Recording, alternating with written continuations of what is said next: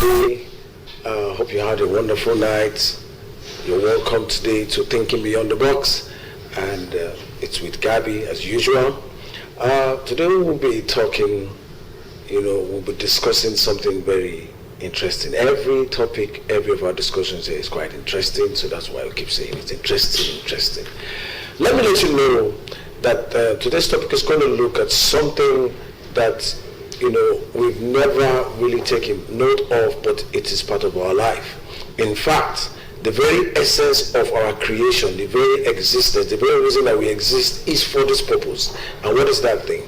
It is relationship. So today we'll be talking about the power of relationship.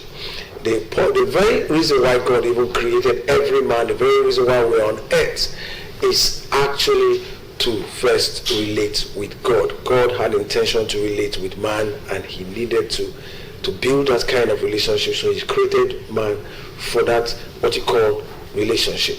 And another word that can be related to relationship can be said to be koinonia, fellowship. It is one of those things that you look into when you talk about relationship. But before I go ahead, let me explain or define in the slightest way possible what relationship is. Relationship, at any form, is a process or way of connecting. It's a process of bringing one or two things together. So this relationship is the basis for systems. Whether it be in the material world or the immaterial world, there is a need for relationship. Now, if you look around you, everything around you is one way or the other involved in one form of relationship. Be it the television monitor, there is a relationship between the monitor or the screen and the power source. The power that generates the energy that you're viewing is in a relationship with some supply somewhere. And that source is also connected to somewhere, whether to the generating set, whether to the solar panel, or whether to the power company itself. There has to be one form of relationship. All around us, our going out, our coming in, our living, our breathing, our interacting with one another and with all of creations and creation is based on relationship. Today, I will not spend so much time talking about the different kind of relationship, because we have a business relationship, we have a romantic relationship, we have family ties, biological relationship, and all of this put together. But because of time and because of where we're running to, I will just give us a little basis on what a good relationship or the power relationship is, and what the basis of good relationship is all about. And while we're going out, if time permits, we'll be able to touch one or two areas to look into all of the other segments or areas in this dispensation. Now quickly, relationship, why do we need one?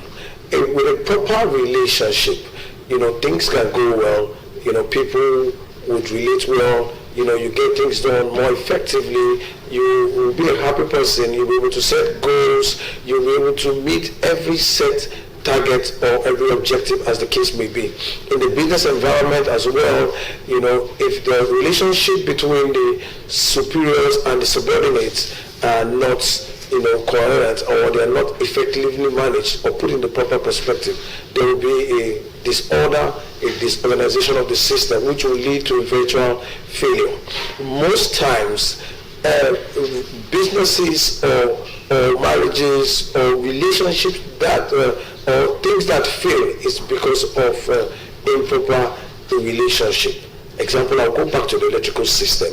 Once you plug the wrong connection or the wrong current cable to the wrong source of power, it bridges. That is improper relationship. So you have both negatives or positive to negative or thereabout. As you do that, you experience a spark, a negative force that comes out of it. So also, once relationship is not put in the right perspective, is not put in the right order, you suffer such a destruction or such a failure, or as the case may be. Today, we will stay a little bit on understanding relationship as pertain business environment, a certain organization, attain your immediate environment. One of the things that you need to know that will give you a good relationship first is passion. Allow me to use the word passion. To maintain a good relationship, you must have passion about building that relationship. I would love to use the word love first, but I'm careful to use the word passion first, so that it will help you to understand that you might have passion, you might not have love initially. Sometimes you have passion and you start on the job or in that business, you just have the passion, you might not really have the love, but you just have the passion to follow through and get things done. In the course of it, you might not develop love for it. It's also the same thing. You might just enjoy being around somebody and not really love the person, but over time, as you begin to build that passion, you begin to build that desire to be with the person or spend time with that thing or that individual, you notice that it now turns into love. That brings me to the second key point, which is love. You must love to build any kind of relationship. You must have love. Love is self-love. You must have love from the inside to sustain a particular relationship. That is why most times we spend time trying to even look at the family circle. We try to build that family love irrespective of the happenings around us. Let me quickly chip this into some of us who usually break out of relationships that we don't feel committed to. In the family circle, sometimes we get offended by our siblings, sometimes we get offended by our parents, mothers, fathers. Sometimes they say things, they get out of line. Sometimes they do things that we feel ordinarily, or they misjudge us. And we don't, because of that, leave the family. We don't, because of that singular issue, disown the family or disown the relationship. It shows that the reason why you don't do that is because of the love that you have for that entity called the family. So also in the place of work, just because you have one or two squabbles, one or two arguments, one or two issues with one or two persons, or because of your ideologies and theirs do not correlate, and because of that you decide that, I will not build a relationship with anybody in this system. I will not be effective because of that. You find that what you end up doing is destroying the entire structure. You know that in building a relationship, you have to have love and you have to have passion for it. And once you're able to have that, the next thing you look out for is openness. You have to be open in building any kind of relationship, whether business relationship, whether romantic relationship, whether just the ordinary mutual friend. There has to be some level of openness. You must be open to let people assess you.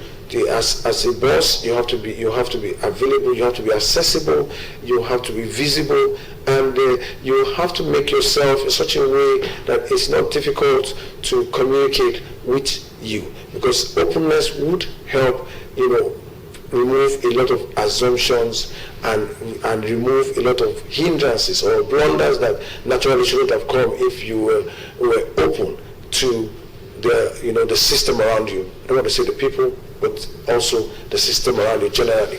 Once you're able to do that, once you're able to build the passion, develop the passion, have love, then you are open.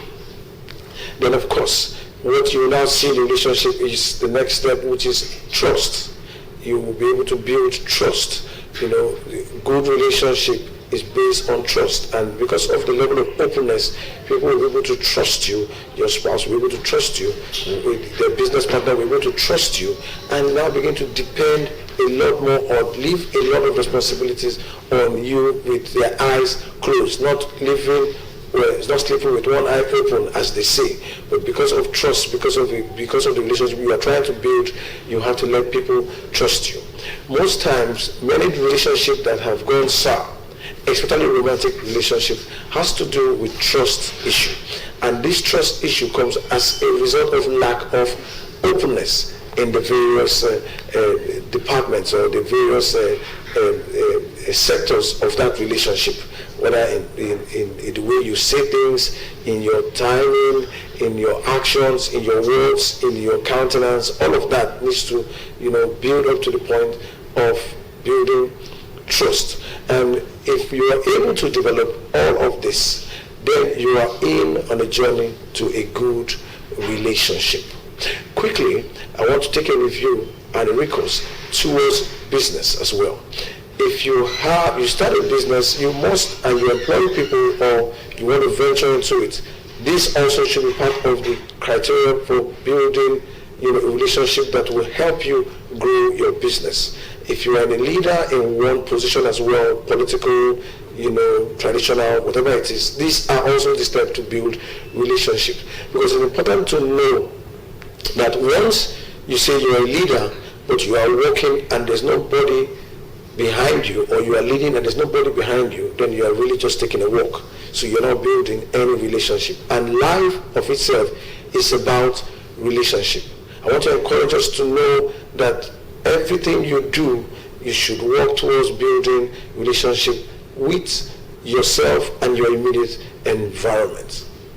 I want to leave us with this quick tip, that without relationship, you can go further in life. Without a good relationship, you can't attain the goals that you want to achieve. Without good relationships, you can't do what we call the impossible. You can attain greater heights, because that level that you're trying to get into, somebody is already there. So you need to build a relationship by studying the people and asking questions and being open and being true and being loving and being passionate, so that whoever it is that is on top can take you up.